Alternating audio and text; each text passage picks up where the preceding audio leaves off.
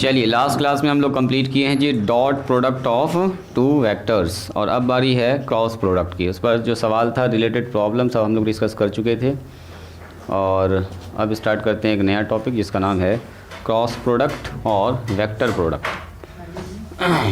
लिखिए cross product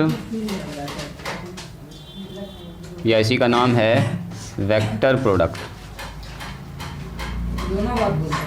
दोनों एक ही चीज़ है। ऑफ टू वेक्टर्स, दो वेक्टर्स का सीखेंगे हम लोग क्रॉस प्रोडक्ट निकालना। तो थोड़ा सा थ्योरी है, मेरे साथ लिखिएगा छोटा सा, उसके बाद फिर दिखाते हैं इसका कहानी सुनाते हैं आपको। लिखिए, कहता है मान लीजिए हमारे पास दो वेक्टर है, let A and B two vectors. दो वेक्टर्स हमारे पास है, टू वेक्टर्स, मेरे साथ लिखते जाइएगा fast. Vectors two non zero, ये भी लिख लीजिए, two non zero non parallel. मतलब एक ऐसा वेक्टर है जो ज़ीरो भी नहीं है और पैरेलल भी नहीं है, वेक्टर्स है हमारे पास। एंड मान लेते हैं जो इन दोनों बीच के वेक्टर के बीच का एंगल है वो थीटा है, theta be the angle between them. इन दोनों के बीच का जो एंगल है उसको हम लोग कह रहे हैं theta between them.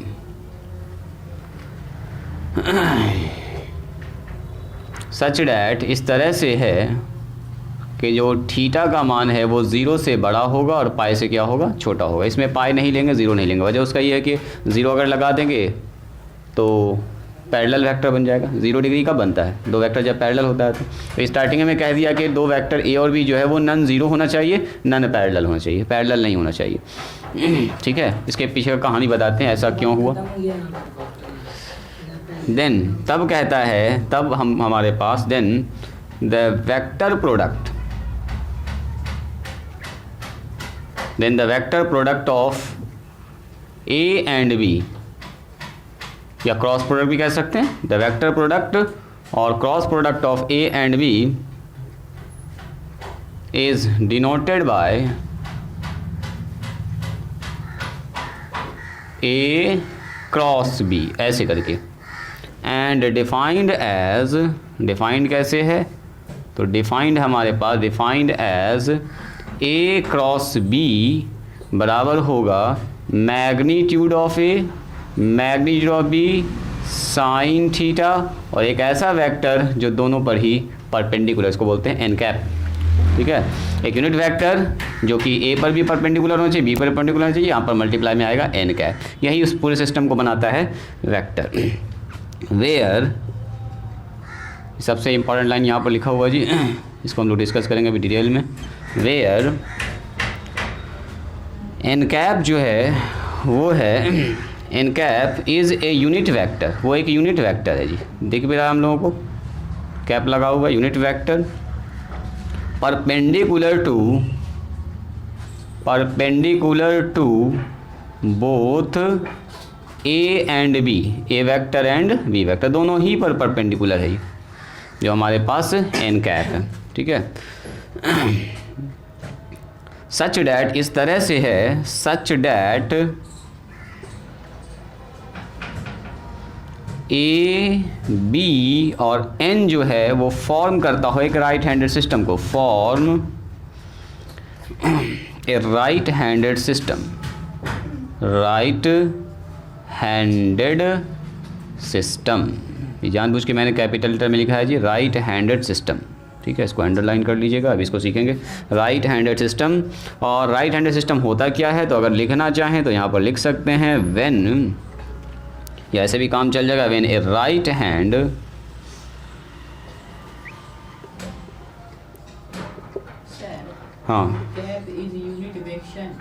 Vector, unit vector, गलती से लिखा गया, N cap is a unit vector. ठीक है, राइट हैंडेड, व्हेन क्या लिखें, when a right handed screw is rotated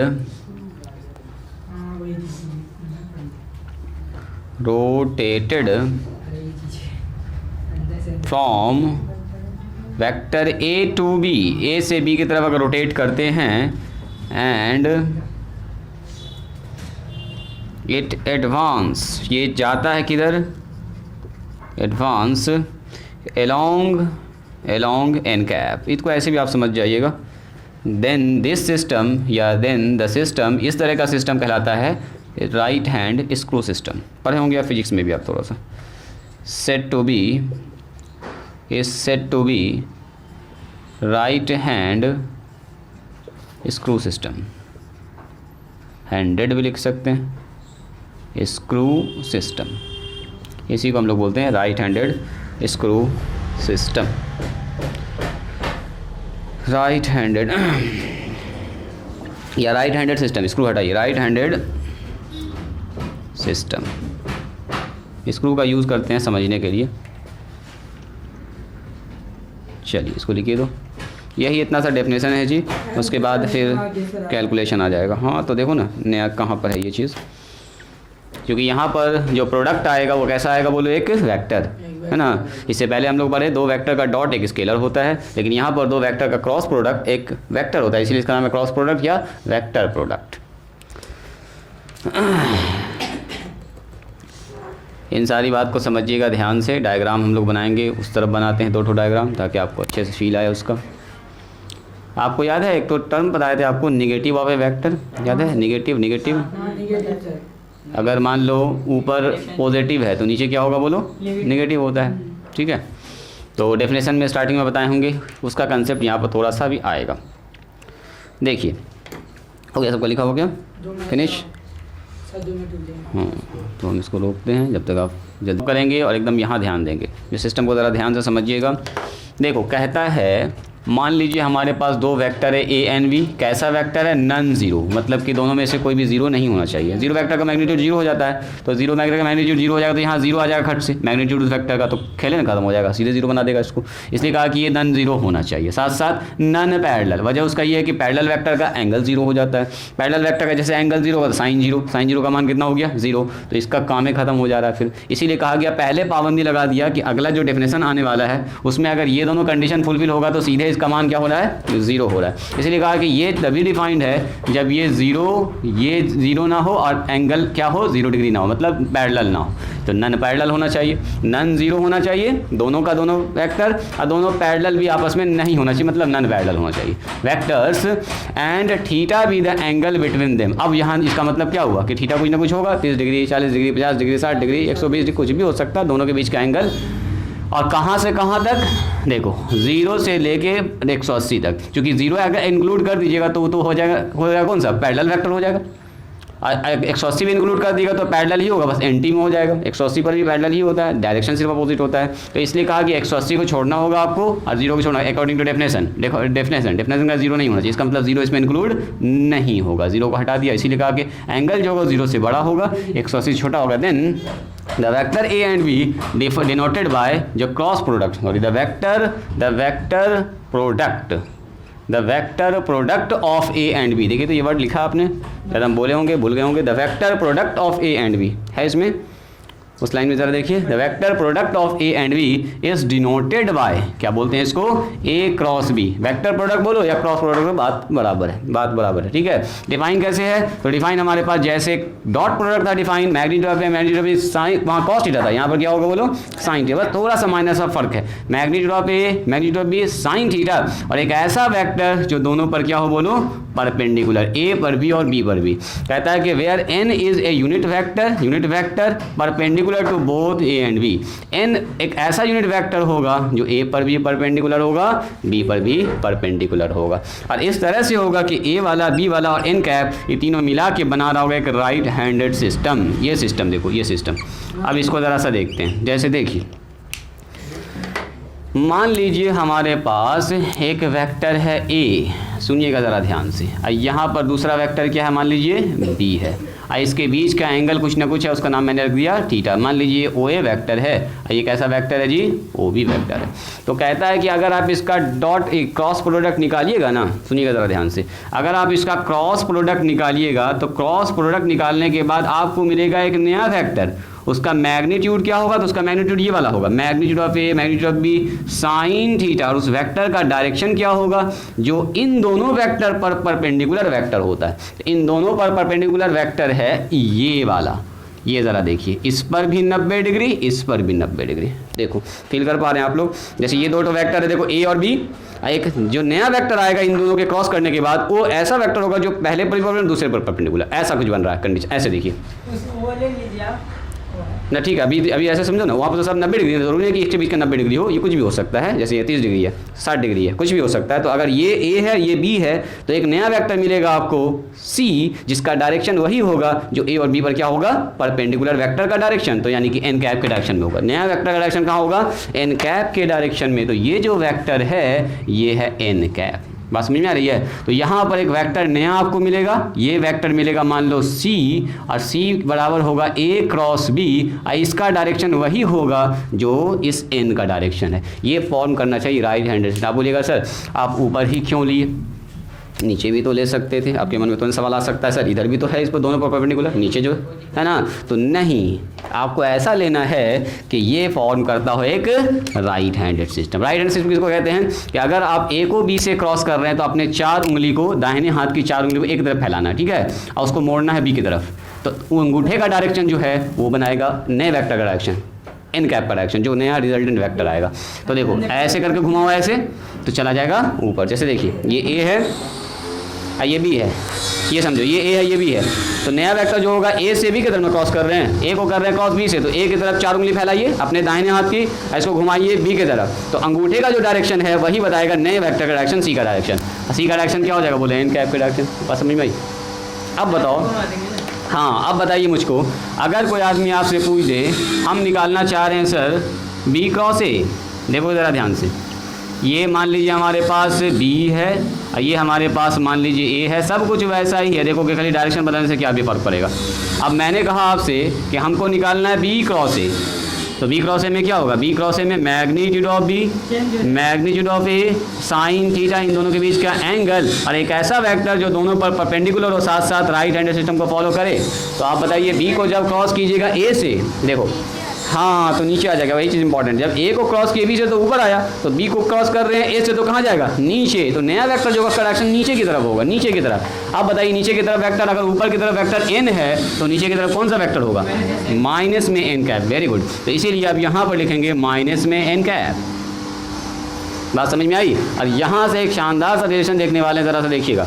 यहाँ से अगर इसको बाहर निकाल देंगे तो ये होगा B क्रॉस A, आ जाएगा माइनस, और यहाँ पर हो गया मैग्नीट्यूड ऑफ B और मैग्नीट्यूड ऑफ A। तो इसको तो मैग्नीट्यूड है, जैसे ये 5 है, 3 है, तो 5 3 आगे पीछे लिख दिया, आगे पीछे लिख दिया, और यहाँ साइन थीटा। ज़रा देखिएगा ये फिर से मिल गया आपको वही चीज़, एन कैप छूट गया है, लगाएंगे ये। अब ज़रा देखिए तो यहाँ से हो रहा है B क्रॉस A बराबर माइनस में A क्रॉस B, यानी कि वेक्टर प्रोडक्ट में A क्रॉस B किसके बराबर होता है बोलो, या B क्रॉस A बराबर होता है माइनस में A क्रॉस B के। यही वाला माइनस इधर लगा दोगे तो क्या होगा, A क्रॉस B बराबर माइनस में B क्रॉस। क्यों ऐसा हो रहा है ज़रा देखिएगा, फिर से देखिएगा, A यहाँ है B यहाँ है, तो बोलो A को B से क्रॉस किया तो A plus A cross B का डायरेक्शन किधर हुआ, ऊपर की तरफ। अगर B को A से क्रॉस करेंगे तो A क्रॉस B अगर ऊपर है तो नीचे वाला वेक्टर क्या होगा, माइनस हो जाएगा, माइनस में इधर हो जाएगा ये।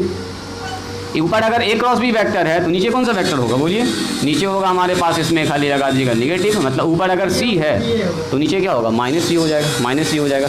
यानी कि यहाँ पर अगर हम B क्रॉस C कर रहे हैं तो B क्रॉस C का डायरेक्शन वही होगा जो A क्रॉस B अगर ऊपर है तो B क्रॉस A का डायरेक्शन हो जाएगा नीचे। यानी कि B क्रॉस A का डायरेक्शन जो होगा, B क्रॉस A वेक्टर का डायरेक्शन होगा A क्रॉस B का जस्ट उल्टा।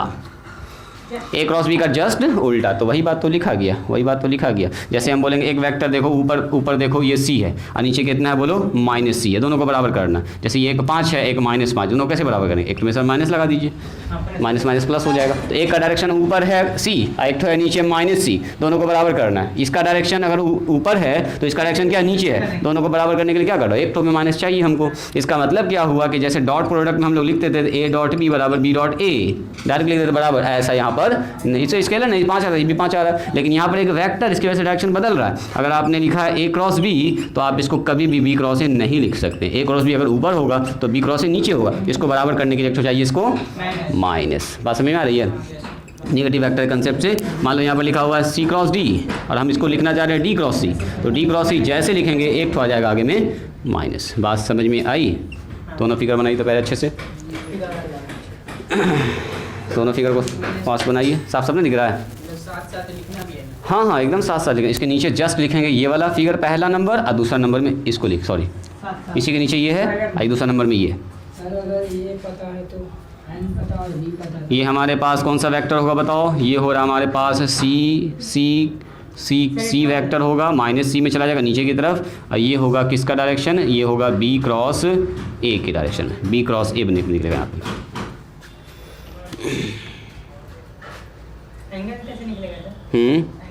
आ रहे सब आ रहे हैं लोगों ना, अभी तो डेफिनेशन ये शुरू हुआ। बोलो यहाँ से हम एक इम्पॉर्टेंट रिजल्ट भी यहाँ पर निकाल दिए साथ का साथ जी। ये रिजल्ट काफ़ी इंपॉर्टेंट है, सवाल में खूब यूज़ होगा। b क्रॉस a बराबर a cross b with negative sign. जब भी कभी क्रॉस प्रोडक्ट उल्टा पुल्टा लिखिएगा आप तो एक तो माइनस का साइन उसको चाहिए सीधा करने के लिए। b क्रॉस a वेक्टर या b cross a vector minus में a क्रॉस b वेक्टर। जल्दी साइड हो जाए। देखिए सुनिए, ये कहता है कि अगर ये सिस्टम को हम लोग गुना कर रहे हैं तो अपने 4 उंगली को जिधर से भी जो वेक्टर गुना कर, जैसे ए को टॉस कर रहे हैं बी से तो ए की तरफ 4 उंगली को फैलाइए, अब बी की तरफ मोड़िए, ए क्रॉस बी, तो जो थंब होगा वो बताएगा नए वेक्टर एन कैप के डायरेक्शन में होगा। ठीक है, बी को ए से क्रॉस कर रहे हैं तो नीचे चला जाएगा, जाहिर सी बात है। तो सिमिलरली अगर हम लोग यहाँ पर एक ठो स्क्रू बना दें, देखो जी मान लो यहाँ पर एक यहाँ वेक्टर है, सुनिएगा ये मान लीजिए हमारे पास वेक्टर है ए और वेक्टर क्या है बोलो बी। अभी देखिए आपको अच्छा फील आ जाएगा, ओ ए और ये है ओ बी। और यहाँ पर स्क्रू बैठा दो, एक तो स्क्रू आपने देखा होगा, स्क्रू कुछ ऐसा स्क्रू होता है, ऐसे ऐसे ऐसे घाट बना हुआ होता है। यहाँ पर एक तो चपटा हुआ ऐसे करके होता है जी, ऐसे स्क्रू पर है ना, जिस पर हथौड़ी मारते हैं, और ऐसे करके इसमें एक पेचकस लगाने वाला रहता है, ऐसे करके घुमाइए इसको स्क्रू को, है ना। तो चलिए दाहिने हाथ से अपने इसको स्क्रू को घुमाना है, ठीक है, दाहिने हाथ से। तो चलो दाहिने हाथ से अगर स्क्रू को घुमाइएगा, जैसे यहाँ पर स्क्रू है, देखो यही स्क्रू ऊपर में रखा हुआ है, ऐसे ना, ऐसे समझिए इसको, ऐसे स्क्रू है। अब इसको टाइट करेंगे, तो टाइट करने का मतलब क्या हुआ, बी से ए की तरफ घुमा रहे हैं, देखो बी से ए की तरफ घुमा रहे हैं, तो बी से ए की तरफ जब घुमा रहे हैं तो यानी कि बी क्रॉस ए आप निकालना चाह रहे हैं। बताइए बी क्रॉस ए जब आप कीजिएगा, ऐसे टाइट कर रहे हैं तो स्क्रू अंदर घुसेगा कि बाहर निकलेगा? अंदर घुसेगा, वेरी गुड। तो डायरेक्ट डायरेक्शन होगा एन माइनस में, निगेटिव में चला जाएगा। मतलब ये चीज़ बी को क्रॉस कर रहे हैं ए से, ऐसे देखो ऐसे घुमा रहे हैं, राइट हैंड पकड़ के पेचकस से ऐसे घुमा रहे हैं, तो अंदर की हो जाएगा। तो जिस डायरेक्शन में स्क्रू जाएगा, कहता है when a right handed screw is rotated from A to B, कहता है ए से बी की तरफ घुमाइए, बी से ए की तरफ, कैसे भी घुमाइए, तो जो एडवांस अलोंग एन जो स्क्रू जा रहा है वो एन के डायरेक्शन में जाएगा। तो अगर आप बी से ए की तरफ घुमा रहे हैं तो जो डायरेक्शन होगा एन का वो कुछ ऐसा होगा। मान लीजिए अगर ऊपर एन है तो नीचे कौन सा होगा बताओ? माइनस में एन आ जाएगा। तो हम अगर पहले ऐसे समझो, अगर हम ए क्रॉस बी निकाल रहे हैं तो बताओ ए क्रॉस बी के लिए ऐसे घुमाना पड़ेगा, पहले एक तो इसको समझो, ए क्रॉस बी के लिए ऐसे घुमाना पड़ेगा स्क्रू को सर, ऐसे। स्क्रू ऐसे घुमाने का मतलब स्क्रू खोलना, स्क्रू जब खोलता है तो आता है आपकी तरफ, आपके बाहर की तरफ, यानी कि एन कैप का डायरेक्शन, यानी कि इसको तोड़ेंगे तो आएगा magnitude of A, magnitude of B, और ये क्या होगा बताओ? Sine theta. और चूंकि ए को बी की तरफ क्रॉस कर रहे हैं, देखो ए को बी की तरफ क्रॉस कर रहे हैं, यानी कि स्क्रू को हमको क्या करना होगा? ऐसे करना होगा, ऐसे ए को बी की तरफ क्रॉस करें, ए को बी से, तो ऐसे जब घूमता है स्क्रू तो क्या होता है? इधर घूमता है तो बाहर निकलता है, यानी कि ऊपर की तरफ एन कैप यहाँ पॉजिटिव हो जाएगा। सिमिलरली अगर कोई पूछेगा बताओ जी बी को ए की तरफ क्रॉस करो, तो बी को जब ए से क्रॉस कीजिएगा, अब ऐसे घुमा रहे हैं इसको, ऐसे घुमा रहे हैं, तो ऐसे घुमाइएगा तो स्क्रू अंदर जाएगा। तो अगर ऊपर वाला n है तो नीचे वाला क्या हो जाएगा माइनस। अब बाहर वाला अगर n है तो अंदर वाला हो गया माइनस n, बस और कुछ नहीं है। यहाँ पर हो गया magnitude of b magnitude of a और साइन थीटा, और यहाँ पर आ जाएगा माइनस में n कैप, बस और कुछ नहीं है। इसी को बोलते हैं राइट हैंडेड इसको एडवांस अलोंग n। जो नया वेक्टर आएगा वो n के अलोंग में होगा, तो ऊपर अगर n है तो नीचे माइनस n हो जाएगा। System is said to be right handed system. चलिए इसको लिखना है, स्क्रू बनाना तो बना लो, नहीं भी बनाओगे तो चलेगा, ऐसे भी देख सकते हो सर। दाएं से बाएं करेंगे ऊपर, बाएं से दाएं करेंगे नीचे, ऊपर है तो बात समझ में आई। बना लीजिए इसको, मन कर रहा बनाने का तो एकदम बना लीजिए। एक तो फिगर भी और दिखाते हैं हम आपको, देखिए देखो हमारे पास मान लीजिए एक वेक्टर है हमारे पास ए, नहीं हुआ अभी तक। देखो हमारे पास मान लीजिए ऐसे ऐसा समझो ए और बी, ये हमारे पास ए वेक्टर। अब यहाँ समझिए ये हमारे पास बी वेक्टर। अगर हम लोग ये ए ओ ए है और ये क्या है ओ बी है, अगर ए को बी से क्रॉस कर रहे हैं, ए को बी से क्रॉस कर रहे हैं तो देखो ए को बी से क्रॉस करेंगे ऐसे, अंगूठा किधर जा रहा है आपकी तरफ यानी बाहर की तरफ, तो बाहर की तरफ को हम लोग दिखा रहे हैं ऐसे ऐसे, ऊपर की तरफ ऐसे आपकी तरफ है ना, या ऐसे भी दिखा सकते हैं ऐसे, ये देखो ऊपर की तरफ। ये ज़्यादा फील आ रहा है कि अच्छा ए को बी से क्रॉस किया ना, पूरा 3D अभी ना बनाएंगे। यहाँ पर एंगल ज़रूरी है कि पूरा 90 डिग्री हो, कुछ भी एंगल हो सकता है थीटा, इसीलिए ऐसा ना बना रहे हैं। तो देखो ये हमारे पास ए है, ये हमारे पास बी है, तो जो नया डायरेक्शन होगा एन का वो चला जाएगा ऊपर की तरफ। अब बताओ यही फिगर अगर ऐसा कुछ है बना हुआ, यहीं ए है यहीं बी है, लेकिन इस बार क्या कर रहे हैं बी को क्रॉस कर रहे हैं ए से, तो बताओ तो डायरेक्शन किधर होगा, बी को क्रॉस कर रहे हैं ए से, तो बी इधर चला गया इस बार। तो इसका मतलब अगर एन का डायरेक्शन इधर एन है तो नीचे क्या हो जाएगा बोलो माइनस एन। तो अब नया डायरेक्शन इसका होगा। कितने लोगों को इसका फील आ रहा है कि सर यहाँ 90 बन रहा है, यहाँ पर 90 बन रहा है, बोलो आ रहा है ये फील। इसको ऐसे भी देख सकते हैं, इस तरह से भी देख सकते हैं, इधर से क्रॉस कर ऊपर और ये नीचे, और यहाँ ऐसे भी देख सकते हैं, लेकिन इसको इधर से देखना हमको ज़्यादा बेहतर लगता है। देखो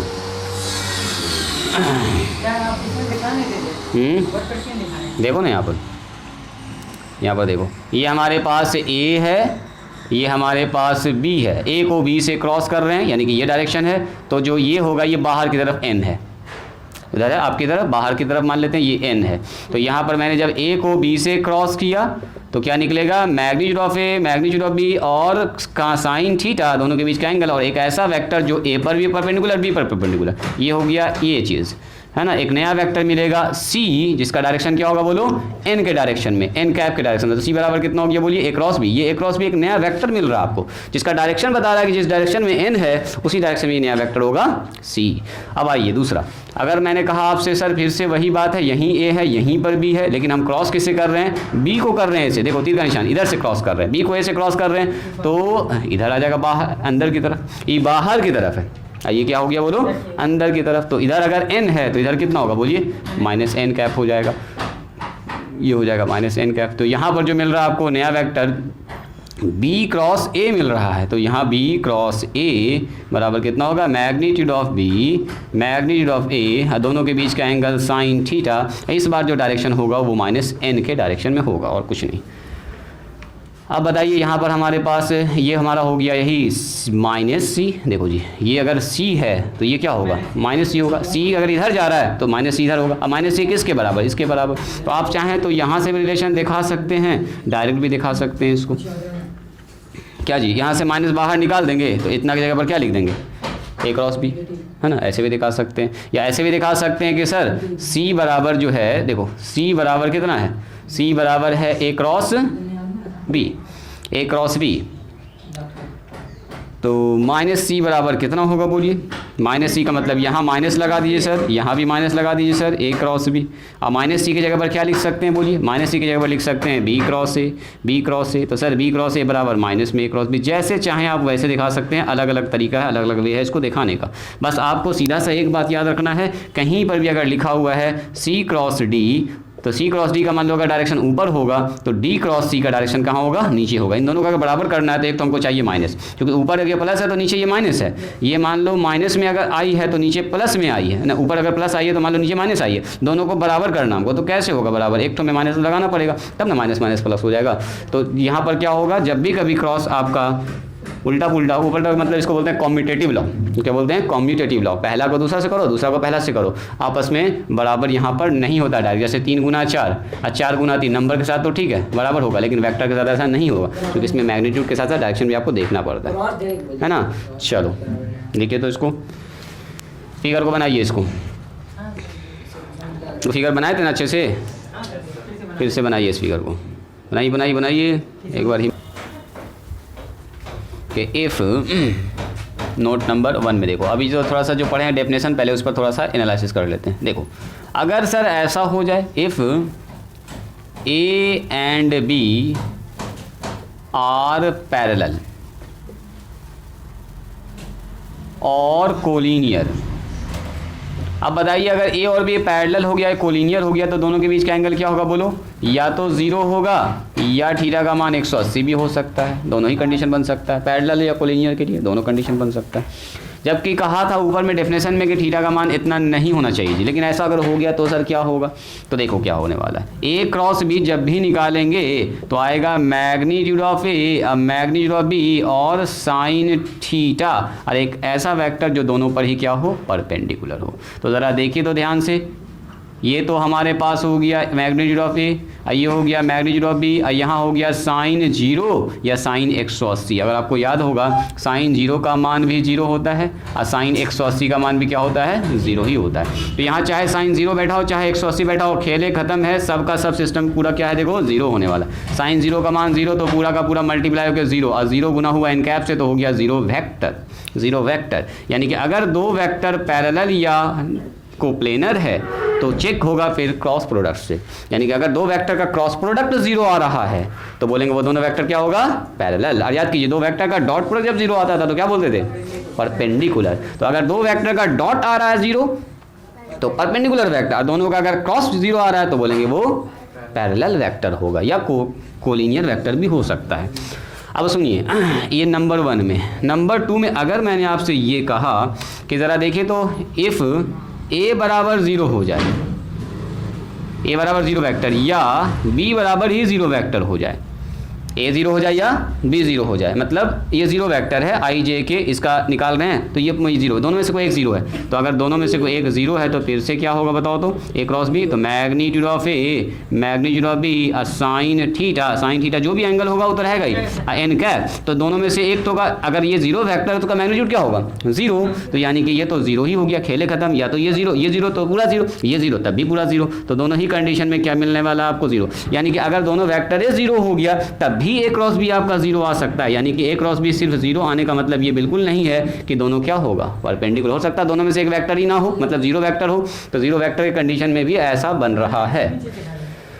अब एक और चीज़ सुनिए, एक मिनट देखिए। अगर मैंने आपसे कहा कि एक वेक्टर हमारे पास ए है जी, जैसे कैसे याद है आपको? एक वेक्टर का डॉट उसी वेक्टर से लिए थे, ए डॉट ए, तो अगर हम ए क्रॉस ए उसी वेक्टर से लेते हैं तो क्या होगा? ज़रा सोचिए तो, ए क्रॉस ए निकालना चाह रहे हैं हम, तो magnitude of A sign theta और एक वेक्टर जो दोनों पर परपेंडिकुलर हो। तो आप बताइए मुझको, ये ए और इसके बीच का एंगल कितना हो गया? 0 डिग्री। इसका मतलब ये हुआ कि मैग्नीट्यूड ऑफ ए लिख दो, कोई फर्क नहीं पड़ेगा, साइन 0, फिर से कहानी 0, मैंने 0 के 3 कंडीशन बन रहा है, देख रहे हैं?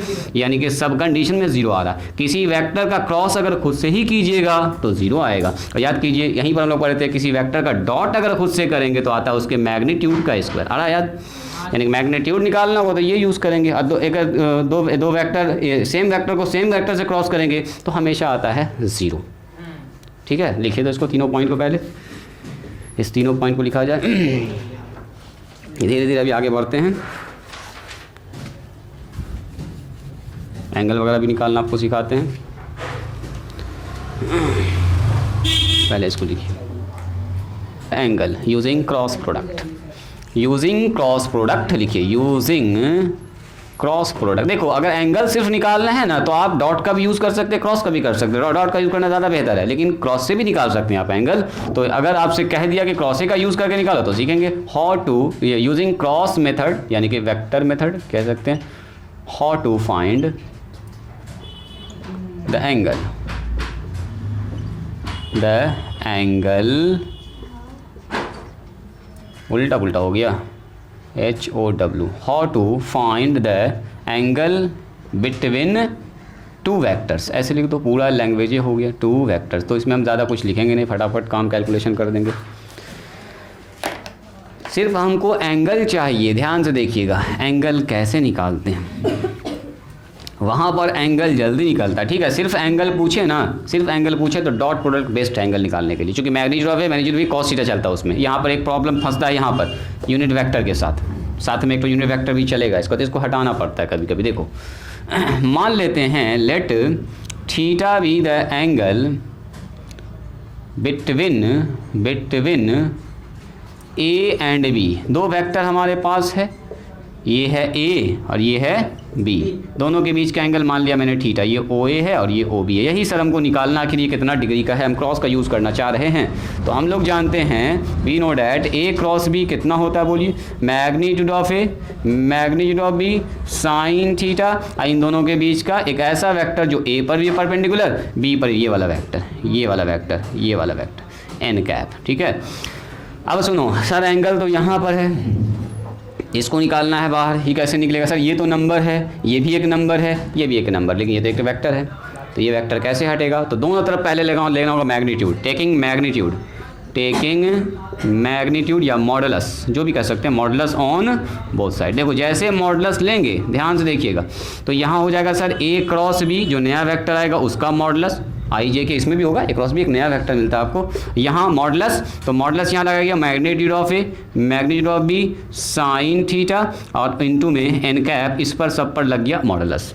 अब सुनो, ये पहले से नंबर है, जैसे हम बोलेंगे ये पहले से 5 है, इस पर मॉड लगा भी दो तो क्या 5 ही ना रह जाएगा? ये नंबर पर कोई फ़र्क नहीं पड़ता, मॉडुलस का फ़र्क पड़ेगा यहाँ पर, जहाँ पर यूनिट वेक्टर सब में सबसे पहले बढ़ जाएगा, तो ये तो मॉडुलस ऑफ ए ही रह गया, ये मॉडुलस ऑफ बी ए रह गया, ये मॉडुलस ऑफ साइन थीटा रह गया। मॉडुलस का प्रॉपर्टी होता है सबके साथ बढ़ जाता है, मॉडुलस ऑफ ए यानी कि मैग्नीट्यूड ऑफ एन वेक्टर। अब बताओ एन का मैग्नीट्यूड कितना होगा? 1 यूनिट वेक्टर है, तो ये हो गया modulus of A modulus of B, यानी कि मॉड साइन थीटा का मॉडुलस, साइन नंबर है बाहर निकल गया, इसका मान हो गया सीधा 1। तो देखिए तो कितना हो गया, इसका मतलब ये हो गया कि मॉड ए यानी कि magnitude of A magnitude of B sine theta बराबर हो गया magnitude of A cross B. यानी कि अगर हमको साइन थीटा निकालना है तो दो चीज़ चाहिए हो हमको। देखो सबसे पहले ए क्रॉस बी का मैग्नीट्यूड चाहिए होगा, और साथ साथ नीचे वेक्टर ए का मैग्नीट्यूड और वेक्टर बी का मैग्नीट्यूड। तो वेक्टर ए का मैग्नीट्यूड निकाल ही सकते हैं, वेक्टर ए अगर दिया हुआ तो उसको निकाल लेंगे आराम से। वेक्टर बी तो सर निकाल ही देंगे, सर ये कैसे निकालेंगे ए क्रॉस बी? तो अब उसी के लिए हम लोग सीखेंगे कैसे निकालते हैं ए क्रॉस बी। जब ए क्रॉस बी मान लो आपने निकाल लिया, अभी सीख लिया, मान लिया आपने निकालने के लिए कि ए क्रॉस बी सर ये आया 3i प्लस में 4j प्लस में 9, मान लो ऐसा आया, तो क्या ए क्रॉस बी का मैग्नीट्यूड निकाल सकते हैं? 3 का स्क्वायर, 4 का स्क्वायर, 5 का स्क्वायर। तो मेन तो चैलेंजिंग है सर ए क्रॉस बी कैसे निकालेंगे, ये वेक्टर निकलेगा कैसे, तो उसी को अब हम लोग सीखने वाले हैं। तो यहाँ से कितना हो गया, अगर साइन थीटा पूछ देंगे तो बोल दीजिएगा सर साइन इनवर्स ए क्रॉस बी का मैग्नीट्यूड, यहाँ पर आता है ए क्रॉस बी का मैग्नीट्यूड, डायरेक्ट ए क्रॉस बी नहीं आएगा क्योंकि क्रॉस बी एक वेक्टर आता है। बोलो, तो मन में काम करना पड़ेगा, लिखिए इसको, पहले इसको लिखिए तो इसको तो मन में करना पड़ेगा, मन में ना कलम से करना पड़ेगा, मन से तो गड़बड़ हो जाएगा ये, अच्छा खासा मेहनत करना पड़ेगा उसके लिए। इसीलिए तो कह रहे हैं कि जब एंगल निकालना होगा तो ये क्रॉस वाला यूज़ नहीं करेंगे, जब क्रॉस सिर्फ एंगल निकालने पूछ दे तो डॉट बेस्ड है हमारे लिए एंगल के लिए। फिर भी सीखेंगे क्रॉस भी निकालना, आ जाएगा, वो भी रास्ते में है, जाम में फंसा हुआ थोड़ा सा, रुक जाइए। लिखिए unit vector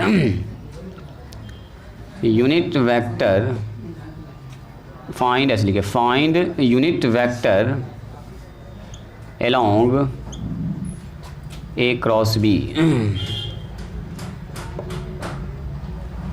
A cross B के along में निकालना आपको यूनिट वेक्टर,